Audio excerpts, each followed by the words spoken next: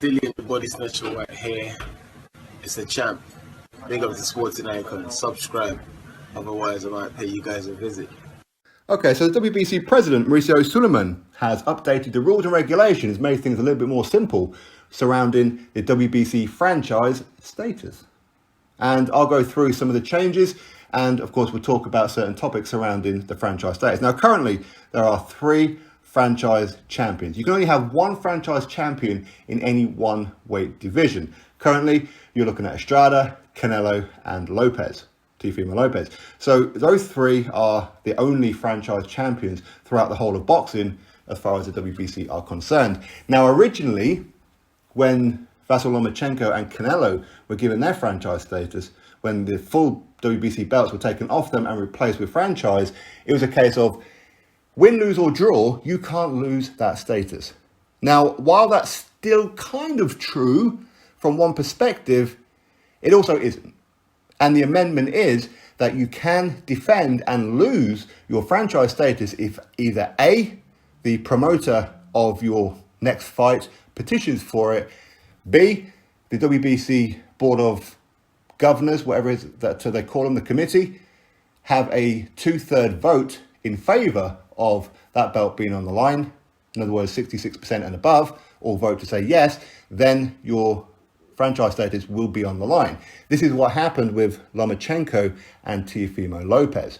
Okay, but for example, Canelo, when he took on Avni Yildirim, if somehow, some way, Avni Yildirim managed to pull out a victory over Saul Canelo Alvarez would still be the franchise champion, not Avni Yildirim. Okay, so each fight is determined as to whether or not the franchise status is going to be on the line, determined by your opponent. And they want you to fight the best of the best. Now, will it be on the line for Canelo versus Billy Joe Saunders? Maybe. But again, you're going to have, say, DAZN, Eddie Hearn, Matchroom petition for that to be on the line as well. Will that happen? I don't know. I really don't know. We have to wait and find out. Now, if you were to look at, say, any new potential franchise champions coming through, who could possibly be a franchise champion? Well, their rules are quite simple. Firstly, you have to be an elite boxer. Okay, you have to have achieved and have a resume worthy of being called a franchise. You have to be seen and known by pretty much the world of boxing. So just to be considered, that's what you need. You need a huge social media presence because you are representing the WBC in your weight division. Each franchise champion has an obligation as well to represent the WBC by turning up to at least 2 WBC conventions or whatever it may be each year. You are the face of the WBC in your respective weight division. So for example, if we were to look down, say, the list and pull out Gary Russell Jr., for example, would he be worthy of franchise? No, not even close to it. For a number of reasons. Number one, Gary Russell Jr., and I'm not digging him out, by the way, but as an example, he hasn't beaten anybody, maybe outside of a Joseph Diaz, maybe, but the only real time that he kind of really stepped up, he lost to Vasyl Lomachenko, for example. He hasn't achieved and done something that the boxing world goes, oh, Gary Russell Jr., what a superstar.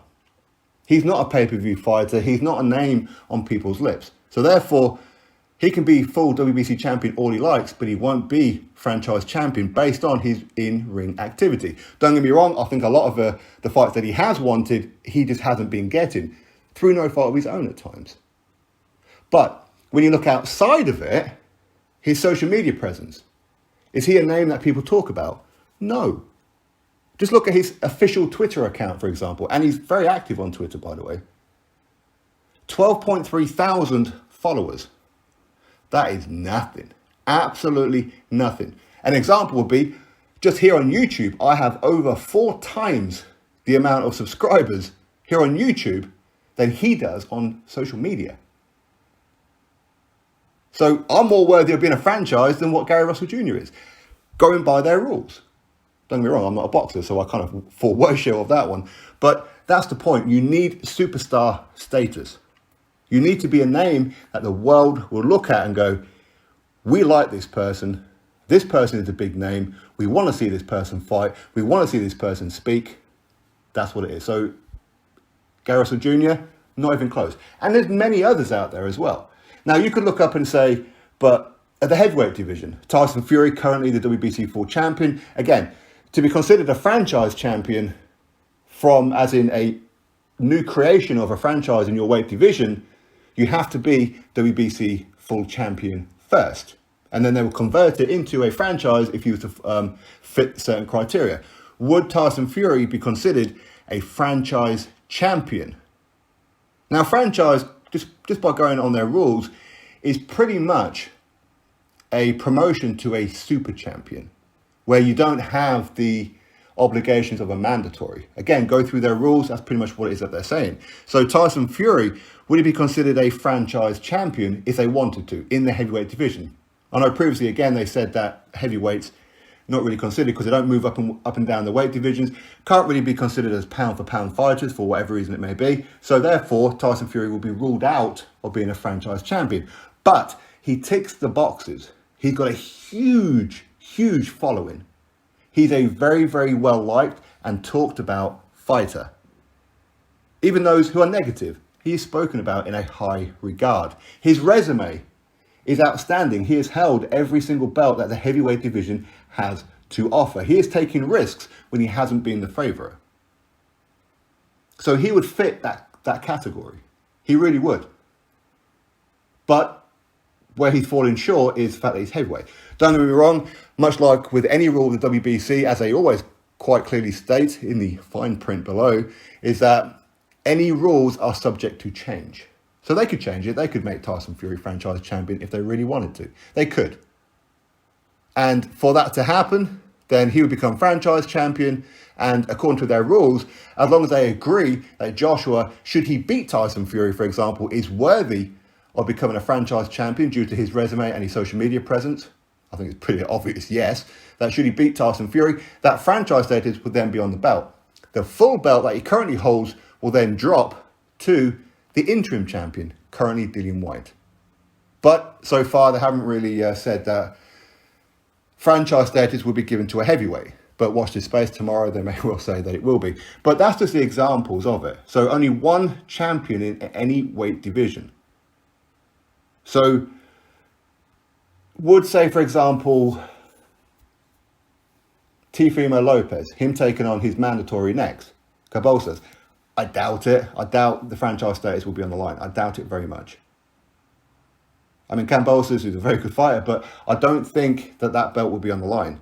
Should Teofimo Lopez maybe take on, say, Devin Haney, there's a good chance it will. Even though Devin Haney, so far in the boxing world, while he's done fantastic, again, he's very, very young, hasn't achieved yet, if that makes sense. He hasn't taken the world by storm by beating the best of the best. He hasn't done that yet. So, but I think they would be on the line for a Devin Haney because I think he just about fits in to that category. I think he just about does. If Teofimo Lopez was to take on, say, Gervonta Davis, for example, if Gervonta Davis ever boxes again, there's a good chance that belt will also be on the line. Okay? Anyway, I hope that makes sense. It's all about being the face of the WBC in your respective weight division. That's all it is. You need that social media presence. You need to be seen as a superstar in the world of boxing. Okay, so as I said before, certain fights, certain champions of the WBC franchise will defend their belt against other opponents, but the opponent has to then be agreed upon by the WBC committee to say, yes, they are worthy of that particular title. Okay, but of course they do expect the WBC franchise champion to take on the best of the best. But the idea is to wash away the mandatory obligations. Okay. Anyway, that's what's going on. That's the new updated news. Nothing too dramatic, but hopefully it's a little bit more clearer now. Drop your thoughts below. Click thumbs up, subscribe. Catch you on the next video.